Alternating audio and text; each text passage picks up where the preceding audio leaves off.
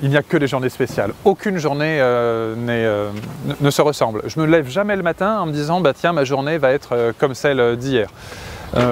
Aujourd'hui par exemple, alors je vais te raconter ma journée d'aujourd'hui, c'est le meilleur moyen parce que je ne peux pas te raconter celle de demain, je ne sais pas comment elle va se passer.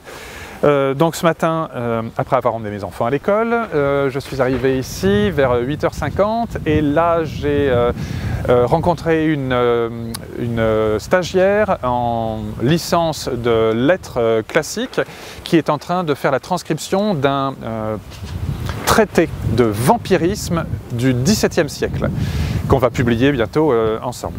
Ensuite, j'ai rencontré un photographe parce qu'on est en train d'écrire ensemble un livre sur les fantômes au Bénin qu'on appelle les Egungun dans le vaudou. Donc on a choisi ensemble les images pour que moi ensuite je puisse les commenter et je pars sur le terrain dans un mois pour aller séjourner dans un couvent, donc dans un sanctuaire de vaudou pour mieux connaître les fantômes du Bénin. Ensuite, je suis avec vous en ce moment.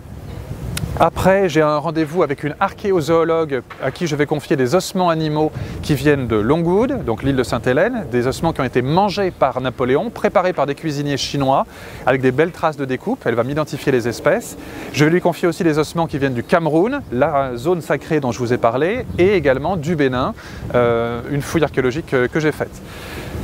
Ensuite, qu'est-ce que je fais après? Ensuite, il faut que je me mette à l'écriture parce que j'ai des rapports scientifiques, j'ai ça de parapheur à signer, donc ça c'est de l'administratif.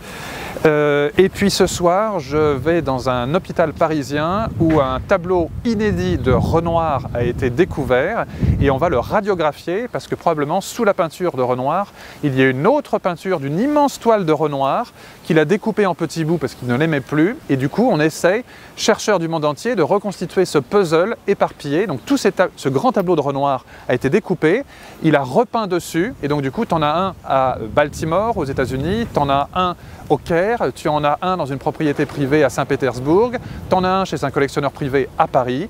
Et voilà, on essaie de reconstituer ce puzzle, mais un puzzle invisible à nouveau. C'est grâce à la radiographie qu'on arrive à avoir accès à cette image qui est cachée.